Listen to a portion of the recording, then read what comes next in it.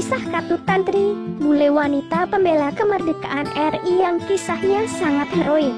Bantu Indonesia lewat jalur diplomasi dan komunikasi, mendapat penghargaan dari pemerintah RI. Kemerdekaan yang diraih oleh Indonesia dari Belanda tak hanya diupayakan oleh pahlawan dari dalam negeri. Sejumlah warga asing ternyata juga turut serta membantu mengupayakan hal tersebut. Salah satu yang berjasa adalah sosok Muriel Stuart Walker atau dikenal sebagai Katut Tantri. Kekagumannya pada eksotisme dan budaya khas Bali membuat dirinya melakukan perjalanan panjang dari Amerika Serikat ke Indonesia. Di negeri baru itu, kondisi peperangan yang ada membuat Katut Tantri tergerak untuk ikut pendakian.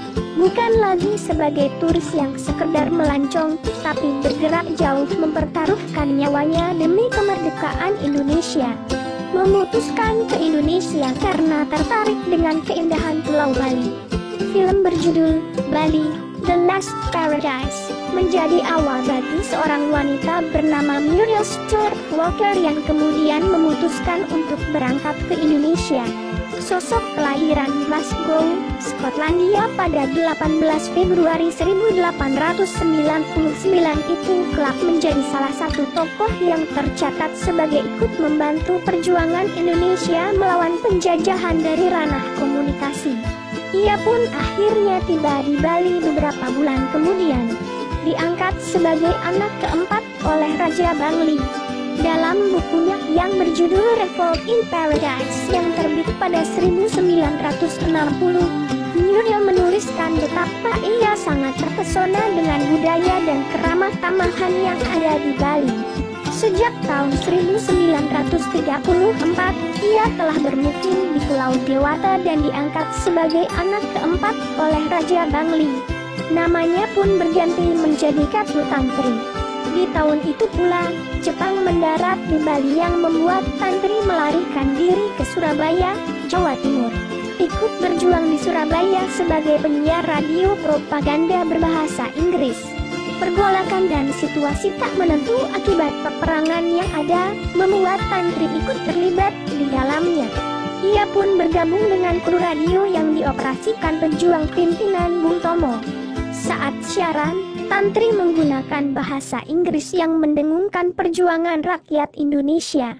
Posisinya yang vital ini membuat dirinya sempat menjadi incaran tentara Jepang, menjadi utusan Indonesia di forum media dan wartawan asing internasional.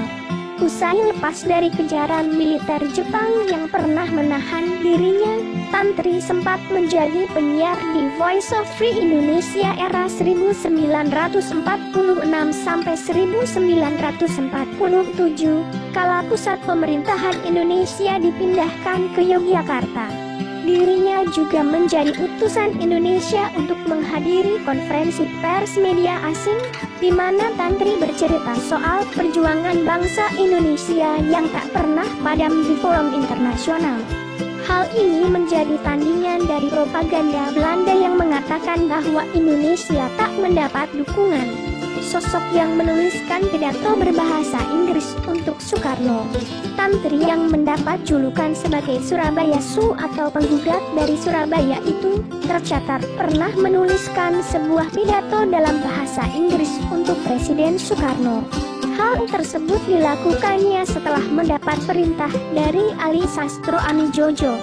Meski tak berpengalaman menulis naskah pidato politik, ia akhirnya berhasil membuat dengan menggabungkan tulisan dan pemikiran tokoh demokrasi Amerika Serikat.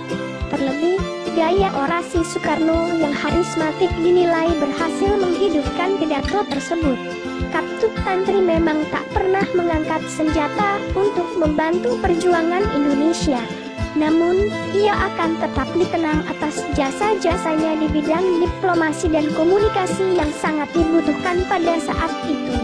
Wanita pemberani yang tak pernah menjadi seorang WNI itu tutup usia di sebuah panti jompo di pinggiran kota Sydney, Australia pada 27 Juli 1997. pemerintah Indonesia menganugerahkan Tan Tri Bintang Mahaputra Nararya pada November 1998 atas jasa-jasanya di masa lalu.